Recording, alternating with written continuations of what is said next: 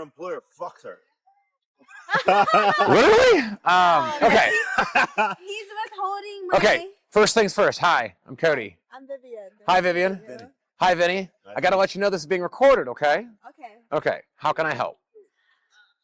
So my employer is withholding my income from a sale that I closed. Okay, And I just filed against him in a small claims court. okay. But I do still need to call a lawyer. If you filed a lawsuit and you're already a small claims court, what do you need a lawyer for? Right? My friend gave me a free lawyer's number if needed. But I shouldn't need that because I have all the evidence. Okay, what do you have in way of evidence? Him saying that he's gonna pay me by this month, and then it kept leading to the next month. I was patient with him for a whole month. I gave him another 2 months. Do you have any kind of an employment agreement or a contract with him that says he'll pay XYZ and the commission structure? Great, that's all you need, right? If you filed the lawsuit and you've had him served, right? Do you have a court date yet?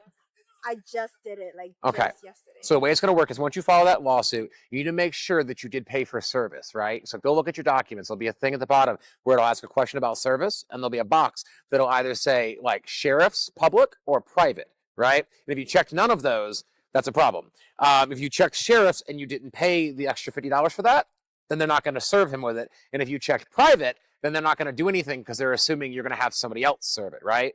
Someone has to serve a copy of the lawsuit on the person you're suing. If I want to sue Vinny over here, I have to draft a lawsuit, and then I've got to pay someone who's not involved in this to go out and hand Vinny the lawsuit. And until you get the lawsuit, the case doesn't move forward, right?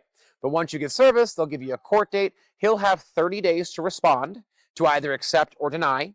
If he doesn't respond, right, you'll show up to court and you'll say to the judge, I want a default judgment. And that means you automatically win.